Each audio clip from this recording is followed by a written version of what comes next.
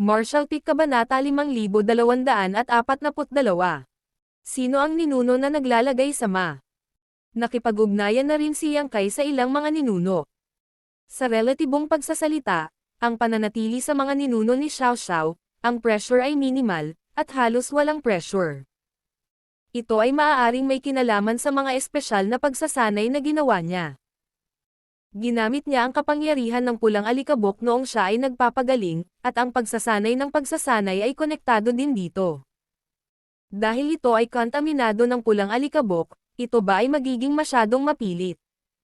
Sa tingin mo ba may reincarnation sa mundong ito?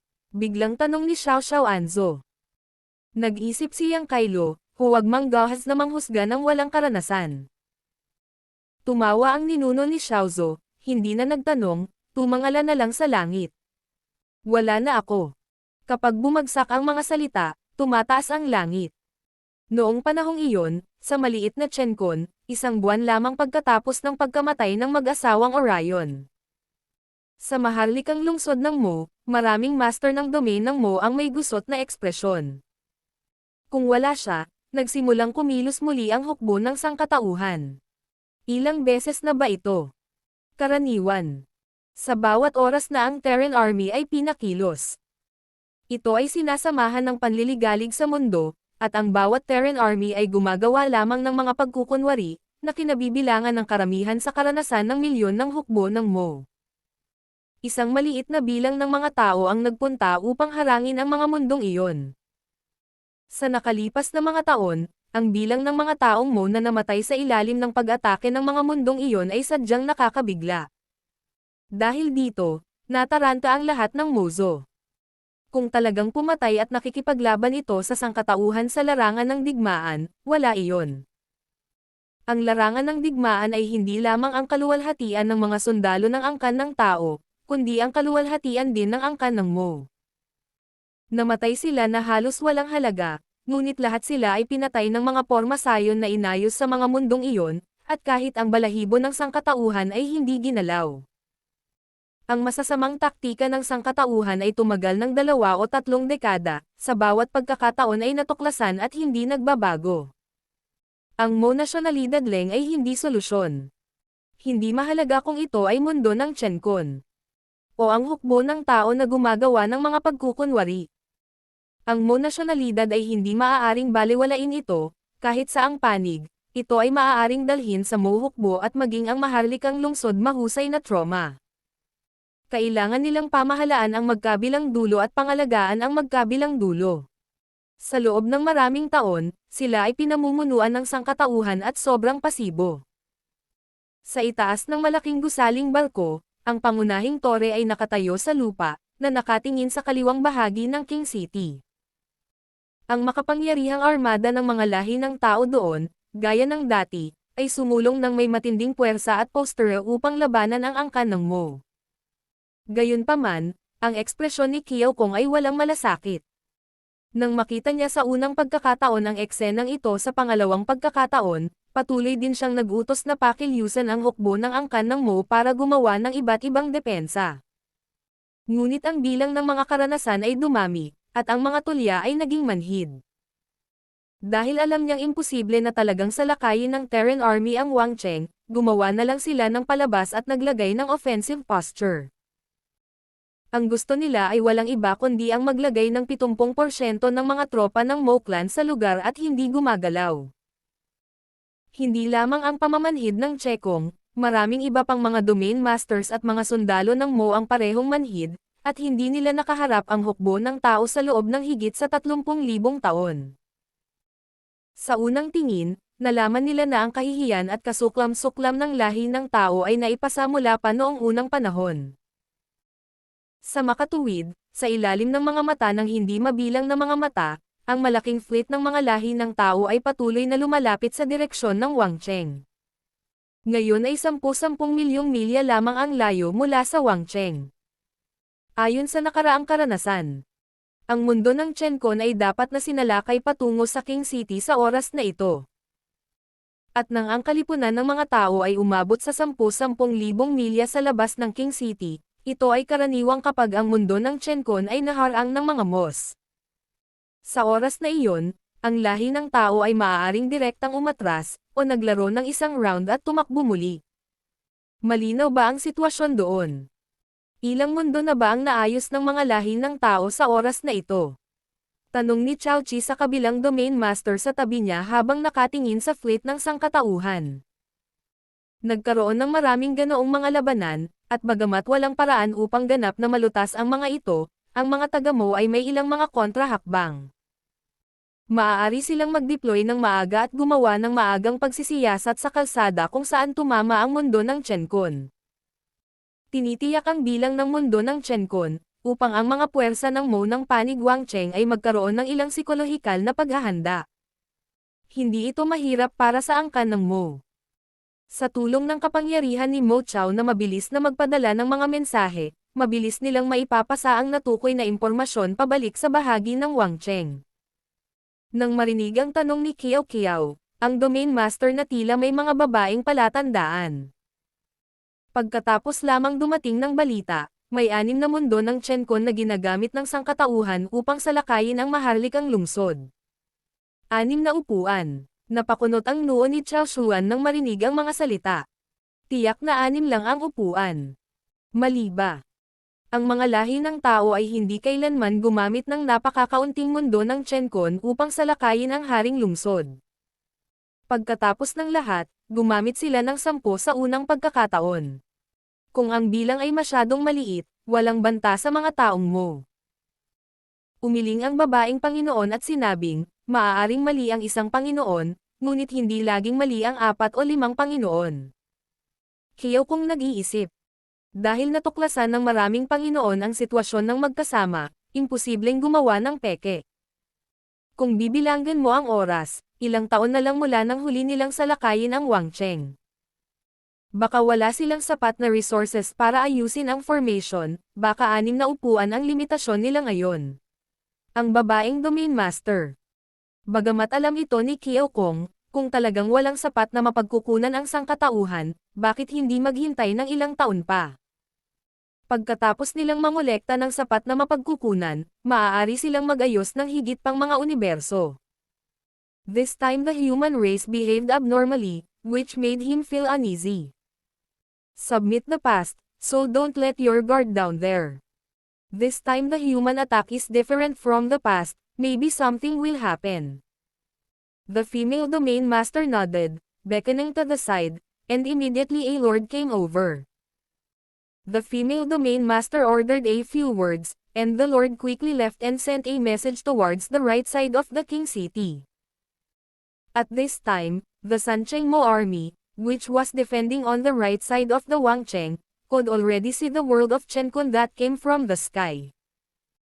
As always, as fast as a meteor, Xu Shi knew that he could not hide, so since the third time, the human race no longer wasted resources to arrange any hidden formations. They are as dazzling as the sun, and the magnificence of the Huangwang is oppressed towards the king city across hundreds of millions of miles. Before the arrival of Chenkon, many soldiers in the Mo clan army swallowed nervously. According to past experience, every time the clan engages in this, a group of Mo clan must die here. They are willing to fight with the clan on the battlefield. Death does not mean that he is willing to be killed by the world of Chenkon and killed by the above magic circle. However, the domain masters who are defending here are still very relaxed. At most once in the past, they intercepted a total of 18 universes to ensure that the royal city was not disturbed. Although the price paid that time was really not small. Nowadays, there are only 6 blocks. They want to stop them, which can be said to be effortless. On the left side of the Wangcheng, the huge human race fleet is only 20 million miles away, and the uneasiness in the heart of the Chekong has become more intense. This inexplicable disturbed him. He paid close attention to the movements on the left and right sides of Wangcheng, and did not miss any trace of anomalies, but it seemed that there was nothing wrong with it. The news on the right is still only the 6 worlds of Chenkon, and the fleet of the human race on the left is approaching unscathed. Counting the time, It is estimated that while the world is bombarded by the world, they can be close to the Wangcheng inside. This is the case for the human race every time, and the score of time calculation is not bad. There are no abnormalities on both sides, so where does your uneasiness come from? In the corner of his eyes, Yu Guang seemed to notice a trace of anomaly, and Chongzhou turned his head sharply and looked in the direction of the human race, Chen Kun. There seems to be a streamer approaching the side of the King City at an unimaginable speed. That kind of speed is by no means the speed that the Domain Master and the 8 Pincateans should have. When Kuo Jing noticed it, the streamer had just swept out of the human race's resident Chen Kun. In a blink, it had crossed tens of millions of miles. And tens of millions of miles. Sa ilang paghinga pa lang, sumikat na ang streamer tulad ng bukas, at mula sa streamer, may higit na hindi maipaliwanag na pamimilit, at napuno ang kawalan. Niyanig ni Jiu Jing ang kanyang puso at sumigaw sa takot. Human ancestor. Nang bumagsak ang mga salita, ang streamer na nakuha mula sa mga teritoryo kung saan naninirahan ang sangkatauhan ay naging isang higanteng talam na nanginginig sa lupa. Sa underworld, tila may isang hindi nakikitang malaking kamay, na may hawak nitong higanteng talam, at humahampas patungo sa King City. Ang kawalan ng laman ay nanginag, at ang mundo ay hindi matatag. Sa ilalim ng suntok na ito, ang lahat ng Mozo ay nakaramdam ng lamig sa buong katawan, at si Pingbay ay nagkaroon ng pakiramdam ng checkmate. Tila nagyayelo ang oras sa sandaling ito, kahit nakakasilaw ang liwanag ng higanteng talam, mahirap itago ang biyaya ng isa sa kanila. Sa sandaling ito, hindi mahalaga kung ito ay 1,000,000 hukbo ng angkan ng Mo o isang sundalo ng angkan ng tao, ang lahat ng atensyon ay naaakit ng figurang ito. Ito ay isang figure sa puti at anak na tela sa itaas ng kanyang ulo. Ang mga tinatawag na babae ay maganda. Anak, at ang mga ninuno na nakangiting mga ninuno ay lumitaw sa kawalan sa ganoong paraan, hindi lamang nabigla ang mga mata ng Mo clan, kundi pati na rin ang angkan ng tao ay natigilan. Sa sandaling ito, ngumiti ang ninuno at itinuro ang espada, itinuro ang haring lungsod, ang dambuhalang talam na nakakawasak sa lupa, siya ang nagal-inang bilang isang puwersang nagkakaisa. Sa maninira ng hukbong Chino, si Xiang Shan, na palaging malinis, ay hindi napigil ang ibuka ang kanyang bibig.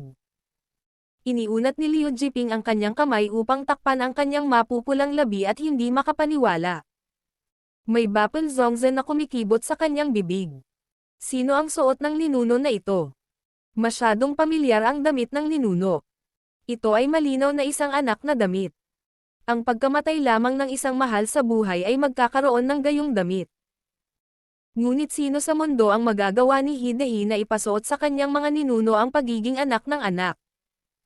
Ang 2 pinuno ng Legion ay natatalo, ang 8th ranks ay natalo, at ang mga sundalo ng Terran ay natalo.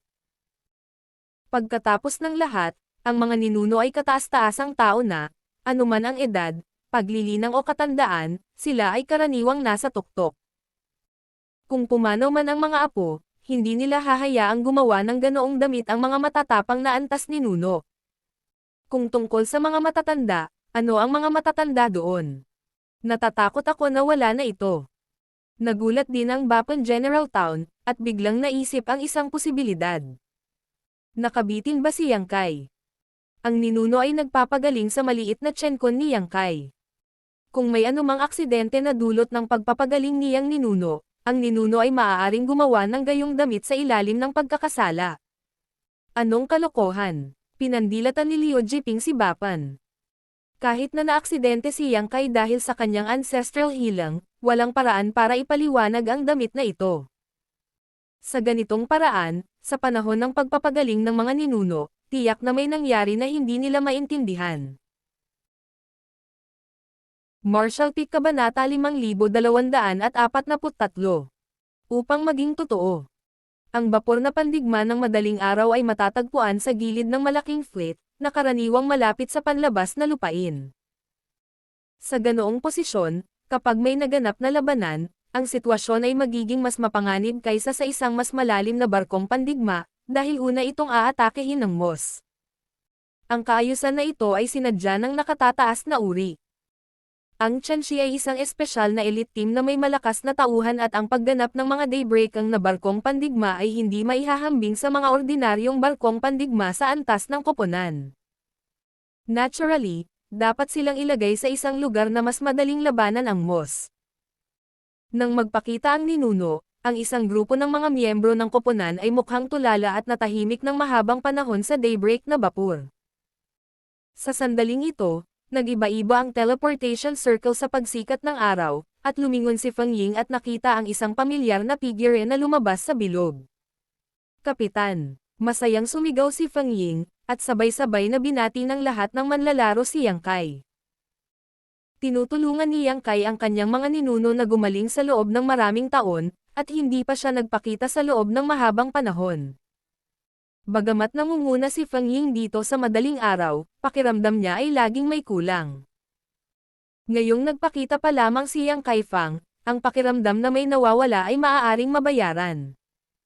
Saan man ito naroroon, saan man ang karamihan ay nagtitipon, ito sa huli ang gulugad.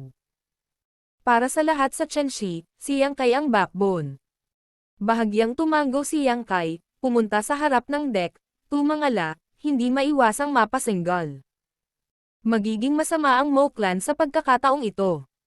Napakalakas ng ninuno sa sandaling humakbang siya, halatang masama ang pakiramdam niya at gusto nang magbulalas. Bagamat naibalik ang lakas at na-unblock ang memorya, nag-iwan pa rin ng hindi maalis na impresyon sa mga ninuno ang siglong gulang na karanasan sa buhay. Bilang isang ngiti, pumanaw ang mag-ama na nabuhay habang buhay, natural na hindi masyadong maganda ang kalooban. Anong nangyari sa ninuno? May namatay ba na kamag-anak? Nagtanong si Feng Ying ng mga pagdududa ng maraming tao. Ito ay isang mahabang kwento. Hindi alam ni Yang Kai kung paano ito ipapaliwanag. Kung tutuusin, ito ay tungkol sa mga ninuno, at hindi siya basta-basta makapagsalita. Paano nasaktan ang ninuno? Agad na nagtanong si Chi Taichu. Ito ang kailangang alalahanin ng sangkatauhan ngayon. Ang ninuno ay nagpapagaling, ito ay isang bagay na alam ng lahat, at sa pribado ay nahulaan ng lahat kung gaano katagal ang paggaling ng ninuno. Bagaman walang malinaw na sagot, ito ay isang pangkalahatang tinatanggap na conclusion sa loob ng 10 siglo. Mayroon ding mga sundalo na inilipat mula sa Yin at Yang Pass sa hukbo. Ito ay hinuha mula sa kanila sa loob ng 10 siglo. Sa makatuwid, halos lahat ay nag-iisip na aabutin ng hindi bababa sa 50 taon bago gumawa ng isa pang pagbaril ang mga ninuno. Walang inaasahan na wala pang 30 taon na ngayon. Ang mga ninuno ay umalis sa mga kaugalian, at sa sandaling sila ay umakyat, naglunsad sila ng isang opens iba laban sa maharlikang lungsod ng Mozo.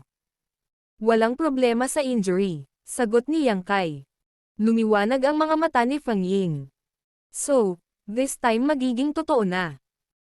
10,000 sundalo ng silangan at kanlurang hukbo ang namobilize sa malaking saklaw ng ilang beses sa nakalipas na mahigit 20 taon. Pagkatapos ng maraming paghihirap, ngunit ang mga mandirigma ng angkan ng tao ay sabik pa ring lumaban sa angkan ng Mo. Sa frontal battlefield, ipaalam sa kanila na ang clan ay makapangyarihan. Ang labanang ito, naghintay sila ng halos 30 taon. Mula nang pumasok ang mga tropang silangan at kanluran sa teritoryo ng Mo sa sonang digmaan ng Dayan, hinihintay na nilang dumating ang araw na ito. Tumango si Yang Kai. Nabaril na ang mga ninuno, at hindi na makakabalik ang East at West Army nang walang dala. Nagkatinginan ang lahat, at lahat sila ay excited. Ito ay totoo hindi lamang kay Qianxi, kundi pati na rin sa lahat ng mga sundalo sa mga barkong pandigma ng lahat ng lahi. Sa katunayan, sa sandaling lumitaw ang ninuno upang salakayin ang Wang Cheng. Karaniwang alam ng lahat ng mga grupong etniko na sa pagkakataong ito ang hukbo ay hindi na isang pagkukunwari, ngunit isang pakikipaglaban sa Moss. 10,000 sundalo, mga kamao. Sa kawalan, ang dambuhalang talam ay namumuo para putulin, isang panandaliang pagsisikap lamang. Bago dumating ang pag-atake, ang walang kapares na lakas ay bumalot sa haring lungsod. Ang mga hukbo ng angkan ng Mo na nagtanggol sa kaliwa at kanang bahagi ng haring lungsod ay pawang nagkasala. Nabalisa sila sa umaapaw na lakas. Ang dugong tinte ay lumipad pataas pababa, na parang nilalazlas ng libu-libong tao, at sa isang kisap mata ay magkakaroon ng mga pasa ang kung fu sa buong katawan at mamatay sa kapalaran. Mas maganda ang performance ng Upper Mo, pero mahirap. Tanging ang mga Panginoon na iyon, mga Domain Masters, ang makakalaban sa nakakatakot na pamimilit at matinding enerhiya. Direktang itinuro ng higanteng talam ang malaking pugad ng tinta na nakatayo sa gitna ng maharlikang lungsod. Ito ang pundasyon ng nasyonalidad ng Mo sa Dayan War Zone. Hanggat nawasak ang Mo Nest, ang paghahatid ng mga mensahe sa pagitan ng pamilya mo ay maaaring maputol, at ang kasunod na henerasyon ng pamilya mo ay maaaring mapuksa. Kung kaya nitong sirain ang Mo Nest, ang labanang ito ang unang mananalo. Sa kalahati, ang natitira ay kailangan lamang na dahan-daang kainin ang umiiral na Mo clan, at ang Dayan War Zone ay maaaring maalis sa isang iglap. Sa oras na iyon, ang buong zone ng digmaan ay maaaring kontrolado ng sangkatauhan. Ang mga gawaing ito, mula nang magkaroon ng larangan ng digmaan ng Mo, ay walang anumang sangkatauhan na pumasa. Kung magagawa ito ng Dayan Army, ito ay magiging precedent para sa sangkatauhan. Sa ilalim ng mga mata ng hindi mabilang na mga mata ng mga sundalo ng dalawang angkan, ang higanteng talam ay naputol ng husto. Nang makitang malapit na siyang pumutol sa Mo Nest, isang dagandong ang umalangaw-ngaw sa kawalan. Dare to be brazen. Kasabay ng dagandong, isang malaking itim na kamay ang biglang lumabas sa pugad ng Mo, at humawak patungo sa higanteng talam. Ang malaking kamay ay ganap na nabuo sa pamamagitan ng konsentrasyon ng masaganang tinta. Ngunit ang mga texture sa malaking kamay ay lubos na malinaw, at mukhang isang tunay na malaking kamay ay pinalaki ng hindi mabilang na beses. Nang lumabas ang malaking kamay na kulay tinta, napuno ang prestihiyo ng hari. Ang mga tumatawang ninuno ay gustong sirain ang Mo Nest, paanong hindi maramdaman ng haring natutulog at nagpapagaling sa pugad ng tinta. Nagising ako sa isang iglap at agad na sumagot. Pagkatapos ng lahat, hindi pinutol ni Joblade ang pugad ng tinta, at nahuli siya ng kulay ng tinta sa gitna ng daan. Agad na sumiklab ang nakasisilaw na liwanag, at nagbanggaan ang kapangyarihan ng hari at ninuno. Pagtingin ko sa paligid, nakita ko na ang langit sa itaas ng haring lungsod ay maliwanag at nahaharap sa kadiliman. Pagkatapos ng ilang sandali ng paglaban sa silid, ang nakasisilaw na higanteng talam ay pinindot ng husto. Tila hindi na makatiis ang higanteng tinta, at dahan-dahan siyang umatras sa direksyon ng pugad ng tinta. Halos lahat ng mga taga-Mo ay nagtaas ng puso sa kanilang mga lalamunan. Ang ganitong sitwasyon ay malinaw na dahilan kung bakit ang hari ay dehado. Nangangamba ang tribong Mo. Kung hindi ito mapaglabanan ng hari, paano mapapanatili ang pugad ng Mo? Kapag wala na ang mga Mo Nest, gaano man sila karami ng Mo, sila rin ay mga punong walang ugat at pass of water, na malapit ng maubusan ng maaga o huli. Tulad ng pag-aalala ng mga tribo ng Mo, ang kayamanan ng kapangyarihan ng Mo ay biglang bumuhos sa higanteng pugad. Sa tulong na ito, ang higanteng tinta na tila nahulog sa hangin sa wakas ay dahan-daang nakabawi sa pagbaba, ang takbo ng pagbagsak ay tumitigil, at may mga palatandaan ng ganting atake. Nagpalakpakan ang Mozo.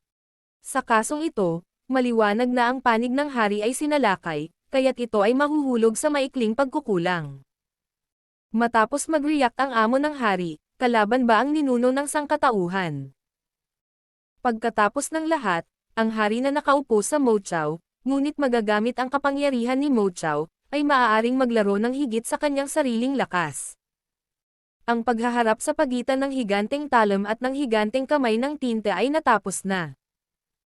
Sa ilalim ng matalim na ukit ng higanteng kamay, nalaglag ang higanteng talam, naging bahagyang fluorescence at naglaho. Kasabay ng paglaho ng higanteng talam, ang figure ng ninuno ay naging streamer din at dirdiretsong tumakbo patungo sa king level na pugad ng tinta. Ang galit na hari ay sumama sa ulo, dalawang figure, isang malaki at isang maliit, ay nagbanggaan sa isang lugar sa itaas ng haring lungsod, at ang langit ay agad na nabasag. Hindi tulad ng huling sitwasyon, sa pagkakataong ito ay ang hari ang sumubok ng kanyang makakaya. Kung wala siya, narito ang kanyang King City, at nandoon ang kanyang King level na Mochao, kaya dapat pa rin niyang pigilan ang ninuno ng tao, at hindi dapat hayaan ang pinsala kay Mochao. Bukod sa matinding labanan, puno ng galit ang hari.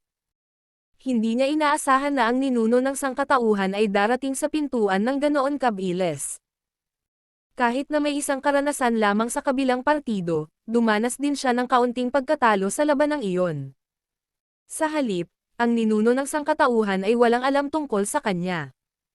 Sa makatuwid, pagkatapos ng huling digmaang pandaigdig, napagpasyahan niya na ang mga ninuno ng sangkatauhan ay dapat tumagal ng hindi bababa sa 100 taon upang linangin bago sila magkaroon ng kakayahang bumaril muli. Sa loob ng 100 taon, sapat na para sa kanya na mabawi ang pinsala sa tulong ni Mochao, kung saan dapat niyang talunin ang ninuno ng sangkatauhan ng sorpresa. Sinong mag-aakalang 2 o 3 dekada lamang ang lumipas, ang ninuno ng sangkatauhan ay talagang dumating sa pintuan. Naka-recover na ba siya sa injury niya? Makakasakit ba sa pundasyon ang madalas na pag-shot na tulad nito? Ayon sa impormasyong nakuha niya, ang ninuno ng tao na ito mula sa Yinyang Passage ay may napaka-espesyal na mga ehersisyo at ang pagpapagaling ay lubhang mahirap. Imposibleng ganap na mabawi sa isang maikling panahon. Gayunpaman, nagulat na lamang siya sa kanya nang lumaban siya sa isa't isa. Kung hindi para sa kanya na gumamit ng kapangyarihan ng Monest, sa kanyang kasalukuyang estado, hindi mapigilan ng ninuno ng sangkatauhan ang suntok. Dahil dito, sapat na ang enerhiyang nakaimbak sa Monest para sa kanyang 10 taon ng healing energy. Ito ay natupok sa maikling panahon ng higit sa 10 taon. Ang Monest ngayon ay halos isang walang laman na pugad, at wala nang imbakan ng enerhiya. Ngunit sa lalong madaling panahon, nalaman niyang mali ang kanyang paghatol. At ang pinsala ng ninuno ng tao ay hindi dapat gumaling. Dahil kapag siya ay nakikipaglaban, malinaw niyang napapansin ang paminsan-minsang pagwawalang kilos kapag hinihimok ng ninuno ng tao ang momentum. Ito ang pinakahalatang katangian ng pinsala sa katawan. Bagamat pilit na pinagtatakpan ng ninuno ng tao, hindi niya matatakasan ang kanyang pangunawa. Ito ang nagpatatag sa kanyang puso. Kung ang bilis ng pagpapagaling ng ninuno ng tao ay napakabilis, ito ay talagang isang kalamidad para sa angkan ng Mo. Ngayon ang kabilang partido ay pinipigilan lamang ang pinsala sa pamamagitan ng lihim na pamamaraan, ito ay ang paghukay ng libingan. Ang mga pinigilan na pinsala ay sasabog balang araw ng ilang beses. Ang bawat tao'y may mga pinsala at walang paggaling, kaya walang sinuman ang maaaring samantalahin ang sinuman. Kung sa simula ay nanghuhula lamang ang hari, pagkatapos ng ilang sandali na pakikipaglaban sa ninuno ng tao, nakumpirma niya ito. Ang ninuno ng sangkatauhan ay hindi kailanman gumaling. Hindi pa rin siya makatwiran gaya noong nakaraan. Ang Open Siba ay mabangis, at mahirap itago ang asensya ng kanyang kapangyarihan. Sa simula, ang hari ay nahulog pa rin ng kaunti sa hangin, ngunit pagkaraan ng ilang sandali, ang dobleng kaganhawahan ay pantay na nahahati. Pagkaraan ng ilang sandali, ang ninuno ng tao ay nahulog sa ilalim ng hangin. Ang hari ay walang kapangyarihan. Ngunit ngayon ay isang magandang pagkakataon upang tamaan ng malakas at kahit na pumatay ng mga kalaban. Siya ay palalampasan ito. Martial Peak Kabanata 5244. Tingnan ang isang bagay. Ngayon ay tila ang ninuno na ito ng sangkatauhan ay pinigilan ang huling pinsala. Ang ideya ay sirain ang kanyang pugad ng tinte sa isang iglap habang siya ay nagpapagaling.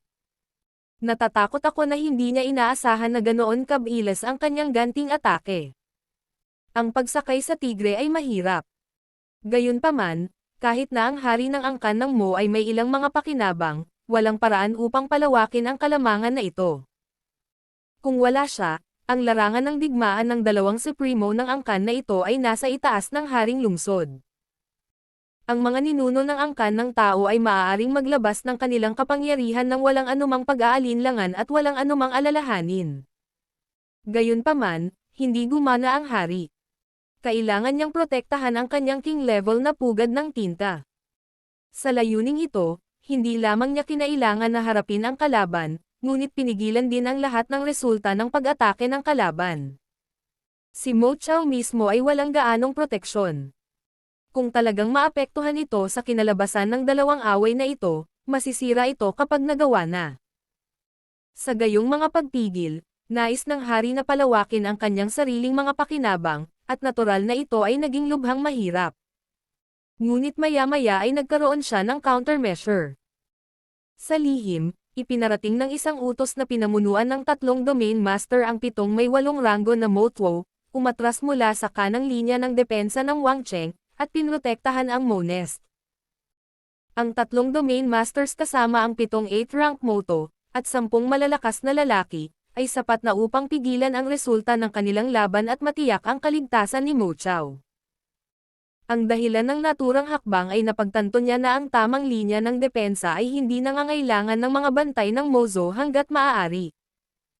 Pagkatapos ng lahat, mayroon lamang 6 na Chenkon ang inatake, at 10 malakas na tao ang ipinadala upang harangin ang mundo ng Chenkon. Wala itong gaanong epekto. Kasabay nito, isa pang Panginoon ang dumagsa sa Monest at pumunta sa Moki, naghagis ng malaking halaga ng mga materyales na nakaimbak sa kanyang sariling espasyo o sa Moki. Ang mga materyales na iyon, anuman ang kanilang kalidad, ay pumasok sa Moki, at mabilis na nilamon at pinagsama ng Moki, na naging kapangyarihan ng purong tinta. Sa ganitong paraan, hanggat ang hari ay nasa saklaw ng King City, magagamit niya ang kapangyarihan ng Monest para pahusayin ang sarili niyang lakas. At sa patuloy na kapangyarihang lumalabas mula sa pinakapugad. Ang Mo King ay masasabing lalong lumakas ang loob sa digmaan sa una ay nagmamadali siya, at hindi nagtagal ay napatatag ang kanyang posisyon. Ilang beses sinubukan ng matandang ninuno ni Xiao Xiao na lusutan ang kanyang blockade, at direktang inatake si Mocha. Ang ganitong sitwasyon ng digmaan ay nakikita ng mga tao ng angkan ang kanilang mga mata, at hindi nila maiwasang lihim na makaramdam ng kaunting pag-aalala. Walang nag-isip na ang mga ninuno ay mahuhulog sa isang dehado laban sa hari sa paglalakbay na ito. Ngunit gayunpaman, ang direksyon ng kilusan ng hukbo ay hindi nagbago, at dumiretso sa lungsod ng hari. Sa Daybreak Battleship, bahagyang napakunot ang noo ni Yang Kai nang makita niya ang eksena ng digmaan. Ito ay medyo naiiba kaysa sa inaasahan. Ang pinaka-naguguluhan sa kanya ay ang kapangyarihang hinihimok ng ninuno paminsan-minsan ay may bahagyang pagwawalang kilos. Bagamat masyadong malakas ang kapangyarihan ng ninuno, nararamdaman pa rin niya ito. Hindi siya maaaring maging mas pamilyar sa ganitong uri ng pagwawalang kilos, malinaw naman dahil sa mga pinsala. Ngunit ang ninuno na si Mingming ay nakabawi mula sa pinsala, at ang maikling sandali ng pagsisikap na ito ay hindi nagdulot ng labis na pagkawala sa maliwanag na bahagi. Paano na naman siya nasaktan? Maliban kung sadyang ginawa ito ng ninuno, na nagpapakitang mahina ang kanyang mga kaaway, sadyang ganoon. Kung ano ang isinaalang-alang ng ninuno. Walang intensyon si Yang Kai na mag-isip-isip. Ngunit sadyang nagpakita siya ng kahinaan. Upang ang lahat ay nasa ilalim ng kontrol, kaya kahit na ito ay tila sa ibabaw, siya ay nahulog ng kaunti, ngunit sa katunayan siya ay dapat magkaroon ng kanyang sarili. Plot. Mula nang lumitaw ang ninuno. Ang higanteng talam ay pinutol, at ang hari ay bumaril upang maarang, at pagkatapos ay ang dalawang manlalaro ay hindi mapaghihiwalay, at ang oras ay wala pang kalahating tsa kung fu. Sa lungsod ng hari, nandoon pa rin ang opens iba ng mga ninuno, at si Mo Chao, na tumanggap ng maraming materyales upang palitan ang kapangyarihan ni Mo, ay maaaring magpatuloy sa pagbibigay ng tulong sa hari.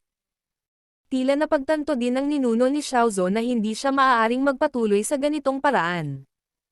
Kinailangan niyang laktawan ang Panginoon ng Mo clan para sirain ang pugad ng Mo. Gayunpaman, ang prinsipe na may kapangyarihan ng Monest ay hindi niya maaaring baliwalain.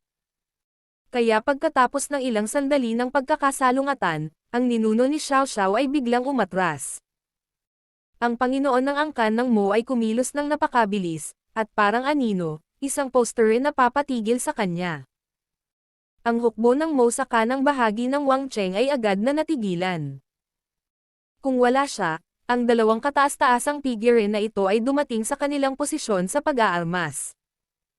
Dati, ito ay resulta lamang ng kanilang paghaharap, na nagdulot ng maraming low-powered most pressure, at ngayon ang larangan ng digmaan ay inilipat sa kanilang mga ulo. Paano ito maaalis? Galit na galit si Lord Wang. Halatang nakita rin niya ang intensyon ng ninuno ng sangkatauhan. Malinaw na ito ay upang matulungan ang hukbo ng Mo clan na hayaan siyang maghagis ng daga. Gagawin ba ng hari ang gusto niya? Nang sumunod sila, mabangis pa rin ang opens iba, anuman ang buhay at kamatayan ng hukbong Mo sa ilalim ng kanyang pamumuno. Para sa kanya, ang ninuno ng sangkatauhan ang numero 1 kaaway. Kung maaari siyang pugutan ng ulo ngayon, hindi mahalaga kung patay na ang hukbo. Ang marahas na banggaan ng enerhiya ay pataas at pababa. At isang grupo ng 300,000 angkan ng Mo sa kanang bahagi ng King City ang nagpabaligtad ng kanilang mga kabayo, at ang mga nasawi ay hindi agad nabilang. Tribo at subordinate Mo tribe. Ang mga domain master ay mas galit pa kaysa sa hari. Ang mga patay na Mo clan na ito ay pawang mga nasasakupan nila. Kung wala na ang mga nasasakupan, ano ang silbi nitong mga hubad na patpat? Nagmadaling umalis ang ilang mga domain master, na pinamunuan ang hukbo na umatras mula sa posisyon na ito, upang maiwasan ang mas maraming pagkamatay at pinsala. Isa pang bahagi ng domain master ang nanguna sa maraming may 8 ranggo na Motwo, at inatake ang mga ninuno ni Xiao Xiao. Ang mga ninuno ng mga ninuno at ang Panginoon ay napakalakas. At ang mga ordinaryong tao ay hindi maaaring makialam, ngunit ang Panginoon at ang ika-8 baitang Moto ay mayroon pa ring kakayahang ito. Dapat gamitin ng mga ninuno ng sangkatauhan ang hukbo ng angkan ng Mo para hayaan ang hari na itapon ang daga, hindi ba ito isang pakikipagsapalaran? Nag-iisa sa kalaban, nakatakdang palibutan ng lahat ng panig. Gayunpaman, halatang matagal na itong inaasahan ng ninuno ni Xiao Xiao. Bago umalis ang hukbo ng Mozo sa lugar na ito, bigla niyang itinaas ang kanyang kamay at naghagis ng maliit na kampana. Takpan ang buong pagkatao niya. Ang kakilakilabot na pag-atake ng hari. Maraming misteryo ng mga master ng domain at ang ika-8 baitang Moto ay sumabog sa maliit na kampana, at ang protection na takip ay tumama sa mga alon, at ang liwanag ay agad na lumabo. Ang munting orasan na ninuno na isinakripisyo ng mga ninuno ay halatang hindi mababa sa grado, ngunit gayunpaman, ang espiritualidad ng pagkatalo sa napakaikling panahon ay lubhang nawala. Gayunpaman, sa tulong ng sandaling ito ng proteksyon, binago ng ninuno ang kanyang mga kamay at utos, bumulong sa kanyang bibig. Si Yin at Yang ay sibilisado, ang kaguluhan ay hindi ipinanganak. Sa ilalim ng mga pagtaas at pagbaba ng mundo, isang malaking pares ng mga pattern ng Yin at Yang na isda ang kumalat, na sumasakop sa 300,000 hukbo ng nasyonalidad ng Mo. Sa isang iglap, ang Yin at Yang ay umunlad, at ang kaguluhan ay naganap.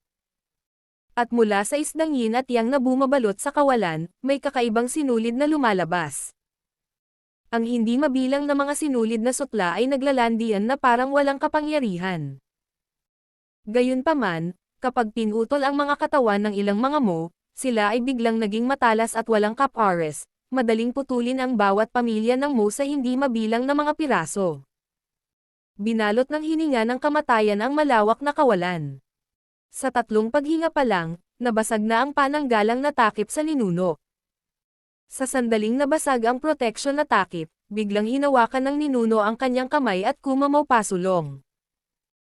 Ang isang baguhan na may 8 grado ng mga motibo na sabik na maglingkod ay biglang nakaramdam ng higpit, at tila nabihag ng isang malaking puwersa sa dilim, biglang tuwang-tuwa. Nang tumingin ako sa ibaba, nakita ko na may hindi mabilang na mga sinulid na sutla sa ilalim ng aking mga paa, na nakagapos sa kanya ng mahigpit, at ang sinulid na sutla ay mabilis na humihiwa patungo sa kanya. Ang 8 ranggo na Moto ay natakot, at nagmamadaling hinimok ang kapangyarihan ni Xiao Chenkon na labanan ito. Gayunpaman, may mas nakakatakot na nangyari sa kanya, at hinimok lang niya ang kapangyarihan ni Xiao Chenkon sa kanyang tagiliran, at naramdaman na nabigla si Xiao Chenkon.